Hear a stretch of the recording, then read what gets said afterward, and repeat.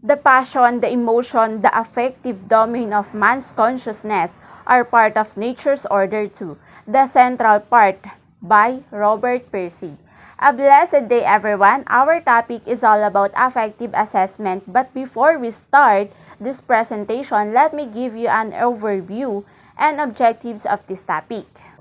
For an overview, cognition and affect are complementary attributes of a learner. Each complements one another concerning learners' essential domains. Affective assessment includes students' disposition, values, attitudes, and ethical aspects, which is vital in improving academic success and the value of learning experience provided. Once these aspects are identified, teachers should assess this because it significantly impacts the cognitive and psychomotor aspects. Moving on to our learning objectives, at the end of this unit, I am able to, or you are going to able to, create appropriate affective assessment, distinguish learning outcomes in each level of the affective domain, and enumerate the importance of roles in assessing the affective domain of learners. Now, let me introduce our dear reporters who's going to give knowledge that you should learn and adapt. So for our first reporter, she's from BSED 2A, taking the Bachelor of Secondary Education, studying at Nueva Ecija University of Science and Technology, where she currently living at San Isidro, Zaragoza, Nueva Ecija. We have Miss Jamie Ann F. De la Cruz. For our second reporter, also from BSED 2A, she's studying at Nueva Ecija University of Science and Technology, taking the Bachelor of Secondary Education, lives in Mabini Home Site, Cabanatuan City, Nueva Ecija. She is Althea Jane P. Domingo. Next reporter from the section of BSED 2A, taking the Bachelor of Secondary Education, studying at Nueva Ecija University of Science and Technology, and her living area is Santo Tomas Aliaga, Nueva Ecija. Our third reporter, Ms. Sheila May D. Badwa. Moving on to our next reporter, he is a man from BSED 2A, taking the Bachelor of Secondary Education, studying at Nueva Ecija University of Science and Technology, and he lives in Kilometer 8 Villarica, Pantabangan, Nueva Ecija. Our man and only, Mr. Sunny D. Bacag. And last but not the least reporter, she is taking the Bachelor of Secondary Education, studying at Nueva Ecija University of Science and Technology. She's from Concepcion East, Zaragoza, Nueva Ecija. Our last reporter, Ms. Ella May D. Bulalayaw of BSED 2A. So now, let's not prolong this introduction. Make sure that you ready your notes, pen, mind, and heart to fully understand this topic. Let's begin our most awaited report. Good day, I am Jamie Ann F. De la Cruz, and we will be discussing the affective domain. So what exactly is affective domain? The affective domain involves our feelings, emotions, and attitudes and includes the manner in which we deal with things emotionally, such as our feelings, values, appreciation, enthusiasm, motivations, and attitudes. In other words, this contains how we deal with things meaningfully, such as values, thankfulness, enthusiasm, moods, motivations, and attitudes. There are 5 major classes that are listed from the most specific behavior to the most complex. Like Bloom's cognitive domain, the affective domain is arranged in hierarchy whereby learners move from simpler feelings to more complex feelings.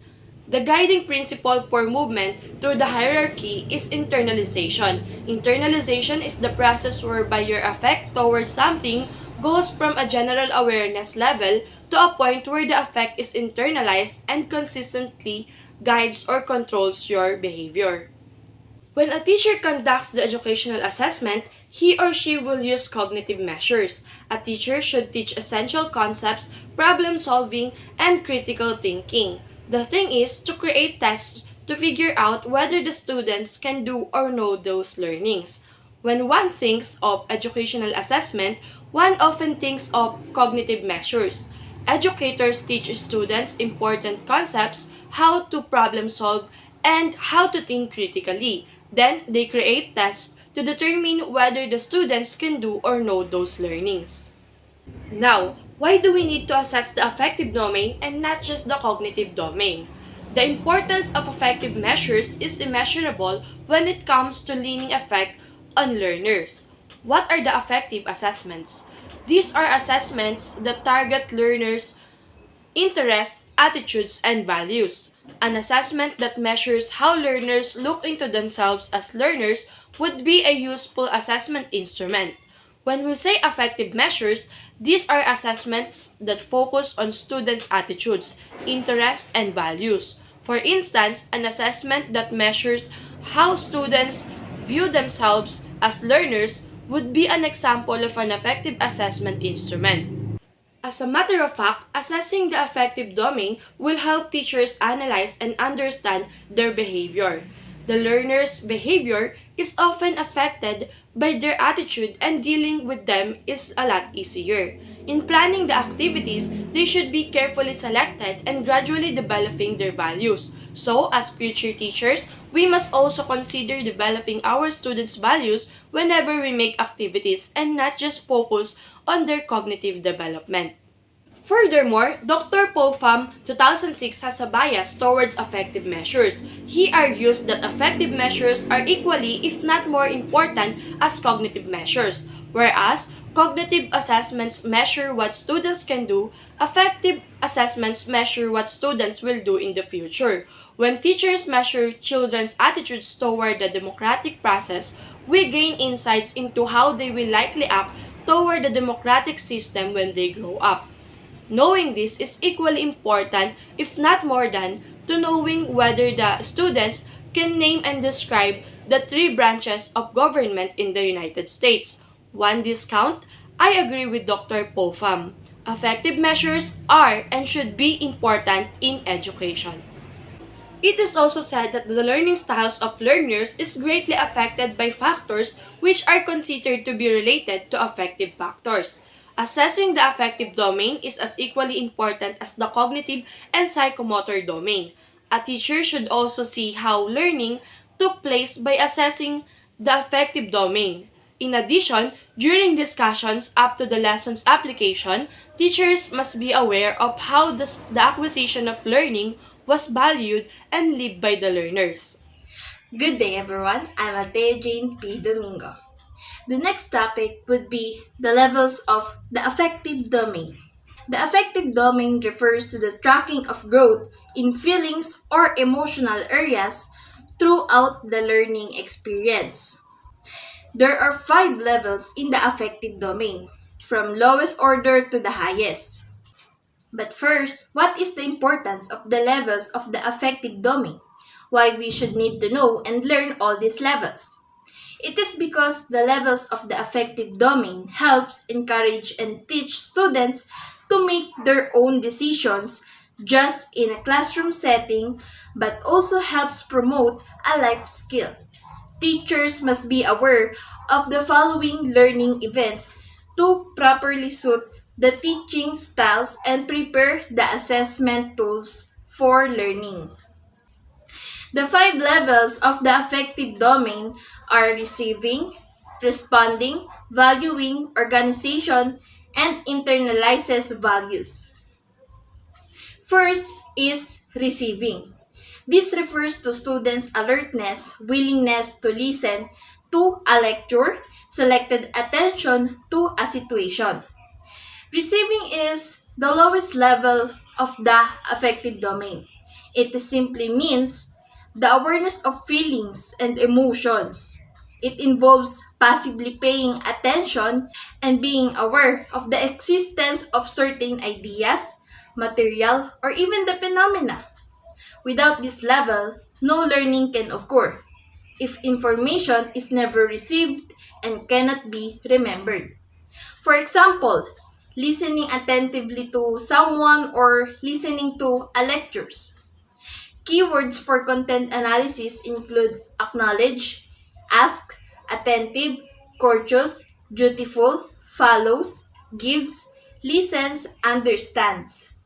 When students present these keywords in their written feedback, and the meaning of the sentence conforms to the concept of this level, it will be encoded as belonging to this level.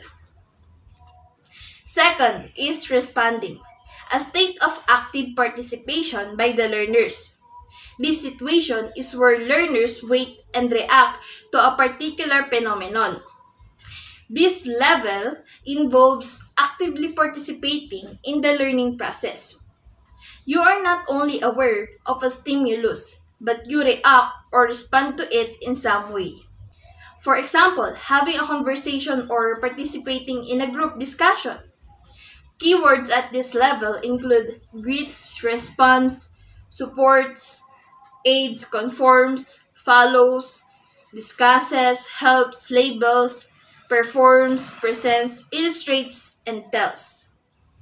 Good day everyone, I am Sheila Midi Badwa of BSED 2A. So let us continue the levels of affective domain. Valuing. Students' valuing is created on their internalization of a set of specified values acquired during learning. Pieces of evidence to these values are expressed in the learner's explicit behavior. So when we say valuing, it is defined as the ability to judge the worth or value of something, including specific objects, phenomena, behaviors, or information, and to express it clearly from simple acceptance to a more complex state of commitment. When a learner internalizes a particular set of values, these values beliefs can usually be expressed by explicit and identifiable behavior. Simpler acceptance may include your desire for a team to improve its skills, while more complex level of commitment may include taking responsibility for the overall improvement of the team. Example of this is include expressing convictions about the democratic process, being sensitive to individual and cultural differences like focusing on diversity, addressing value conflicts, proposing social improvement plans, and fulfilling commitments and performing management of concerns. While the keywords of this level includes appreciates, cherish, treasure, demonstrates, initiates, invites, joins, justifies, proposes, respect, and shares. So the next level is organization. Learners organizes morals into priorities by contrasting different values, resolving conflicts between them, creating a unique value system. So it is defined as comparing and classifying values, resolving conflicts between them, and creating a unique value system with a primary focus on comparison, relevance, and integrated values. Case in points includes recognizing the needs for equilibrium between freedom and responsibility, explaining the importance of system, planning in solving problems, accepting ethical standards, creating life plans that suit their abilities, interests, and beliefs, effectively prioritizing time to meet organization, family, and self-needs. Organizing also involves putting together different values, information, and ideas, then relating them to already held beliefs to bring it into an internally consistent philosophy.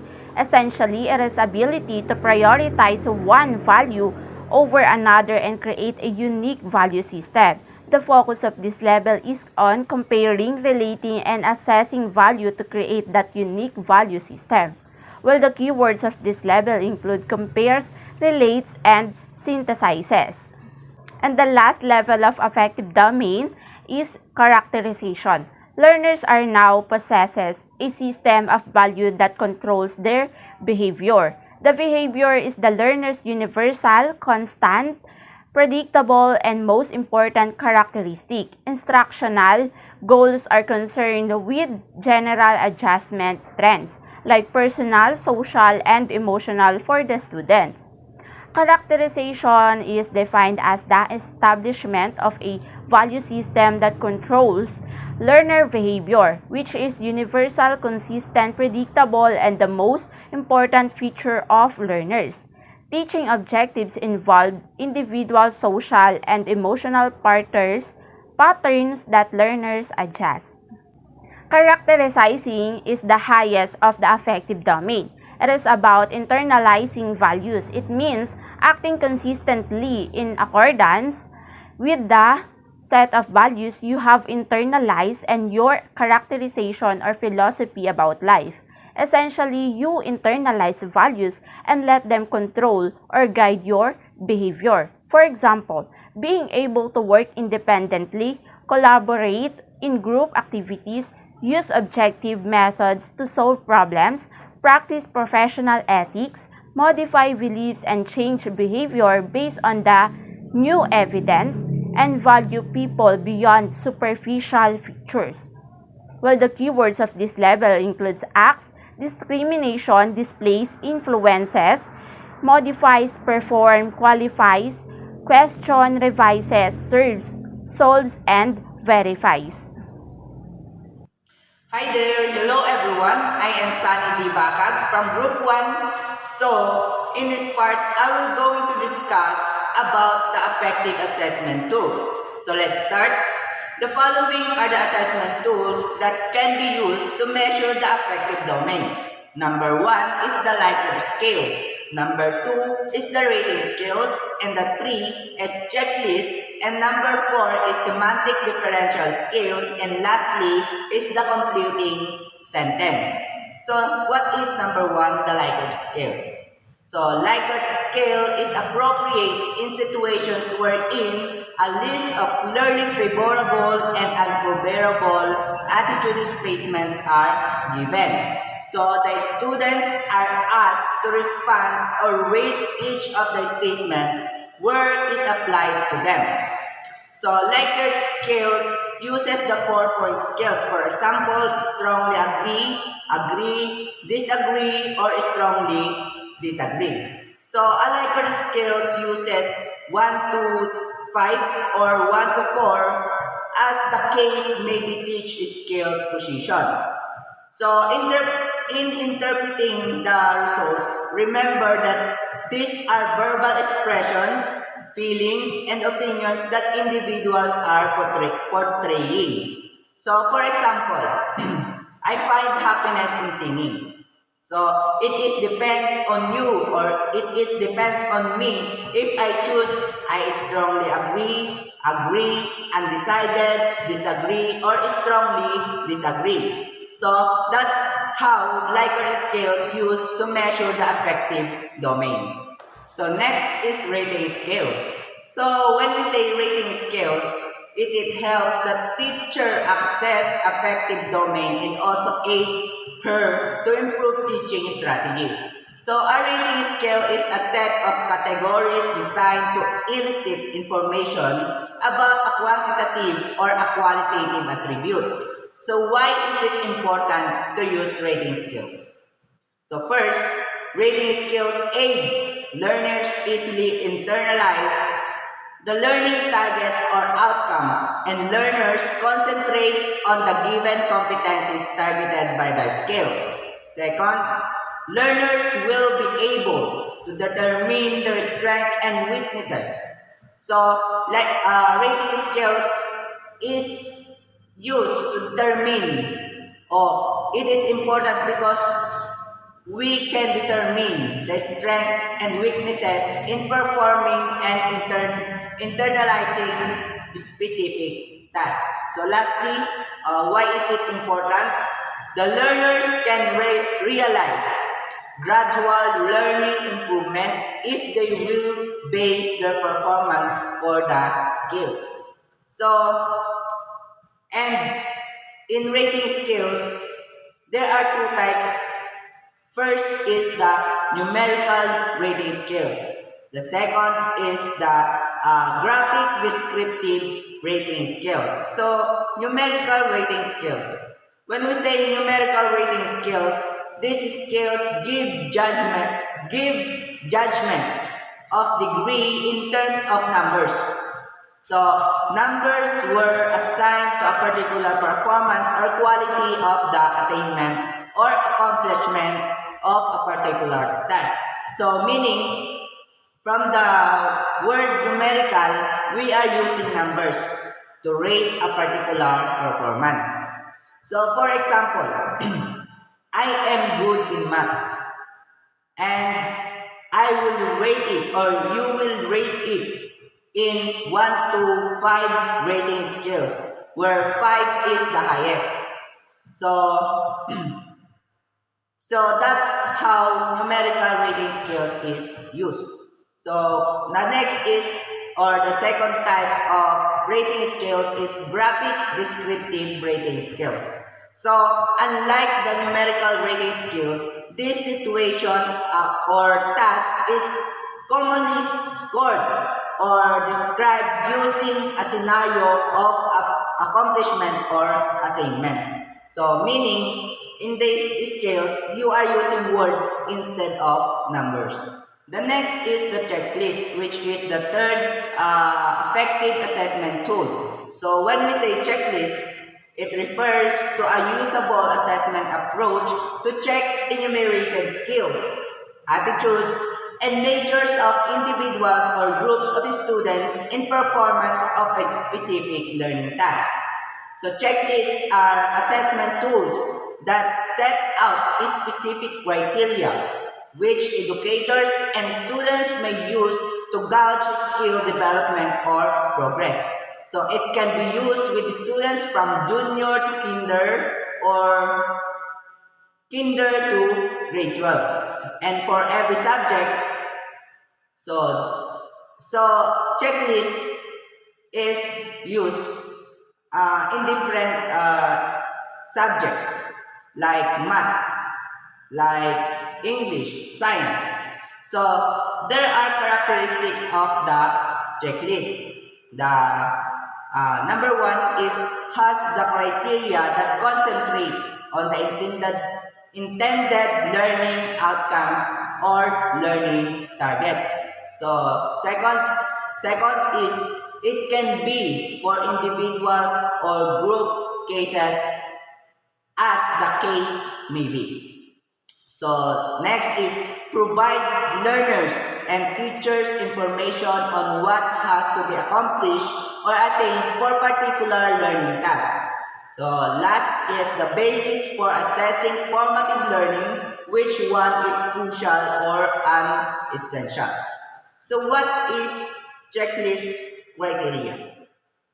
So the criteria to be utilized in the checklist must be aligned with the learning outcomes of the lesson. The selection of criteria will be more effective if it is constructively aligned with the intended outcomes. Generally speaking, checklist consists of a set of statements that correspond to specific criteria. The answer to each statement is either yes or no or done or not done. So why is it important to use checklist?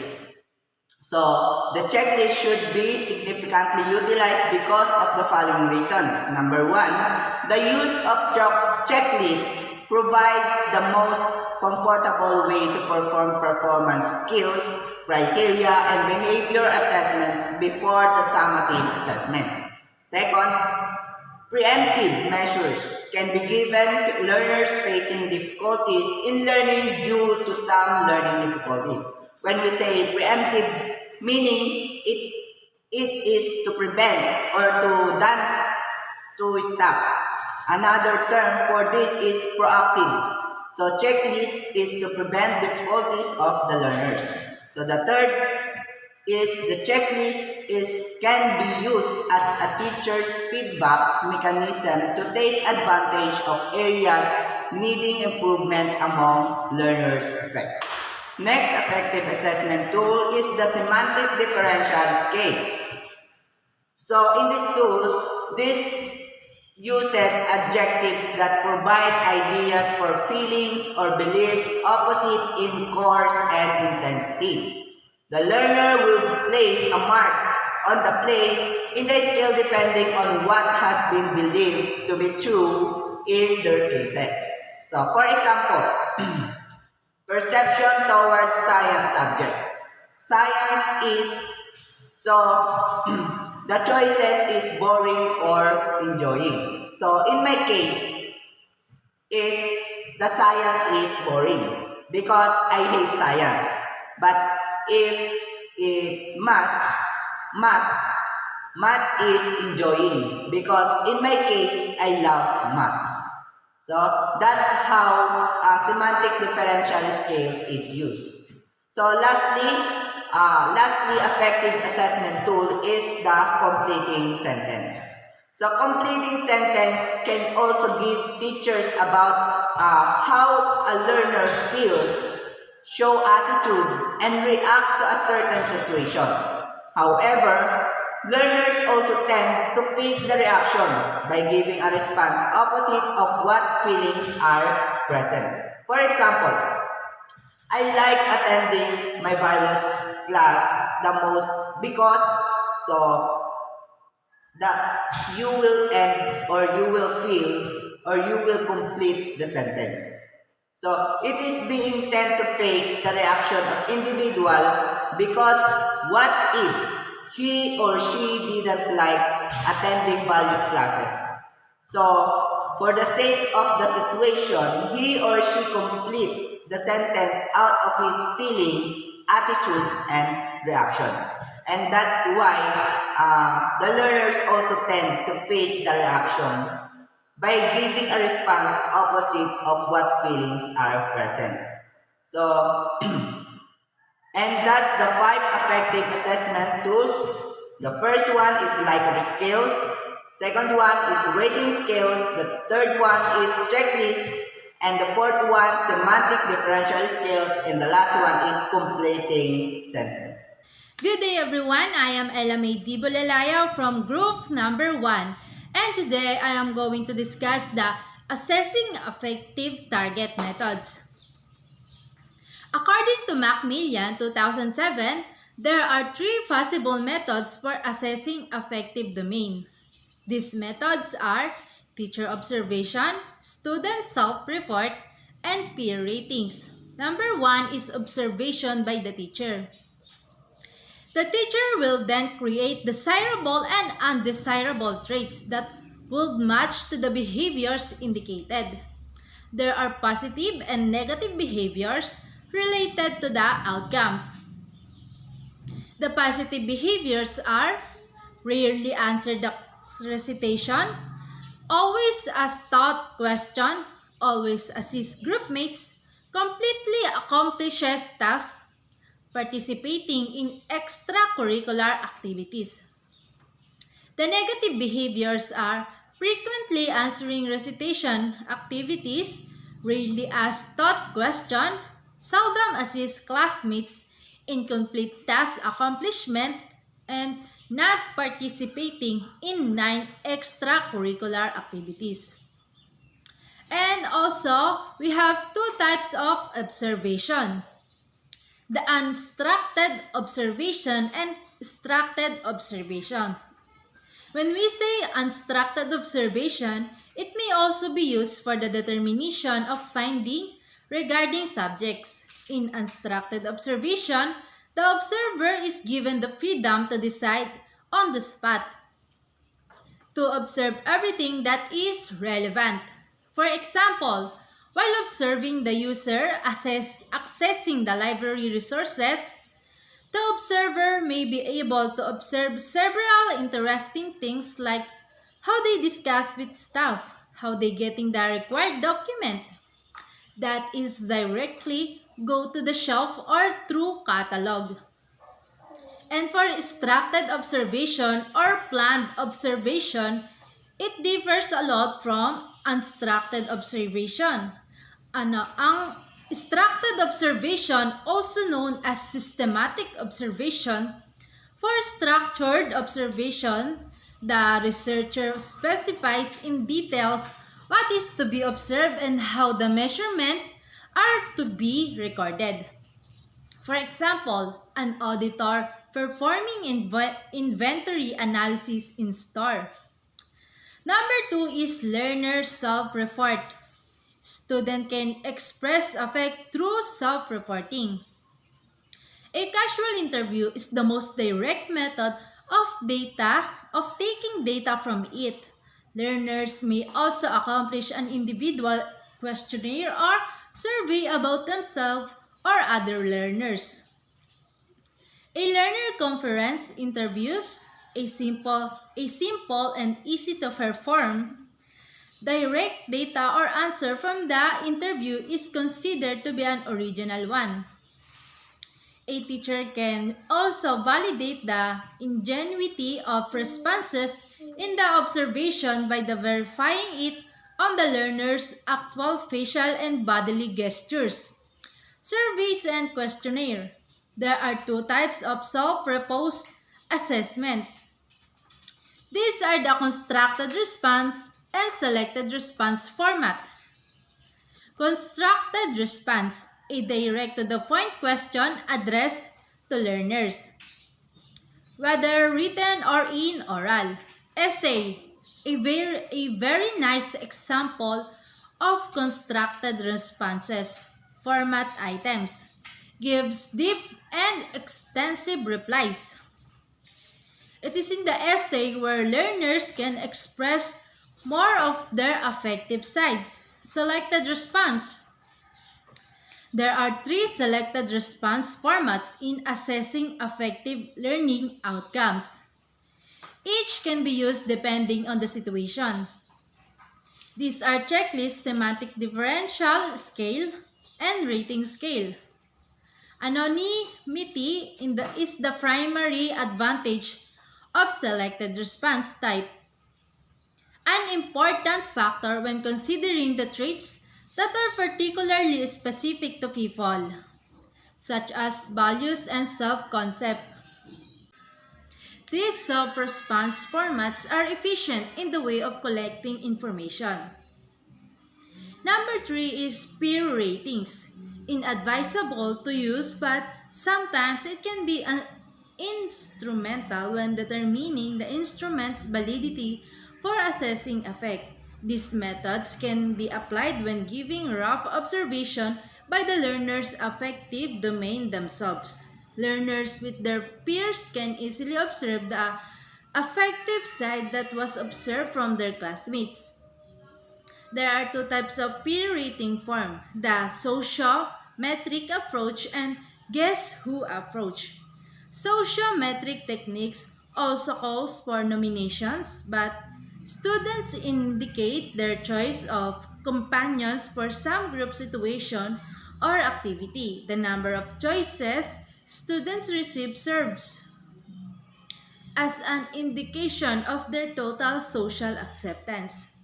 Guess who techniques method used to obtain peer judgment or peer ratings, requiring students to name their classmates who best fit each of a series of behavior description. The number of nominations students receive on each characteristic indicates the reputation in the peer group.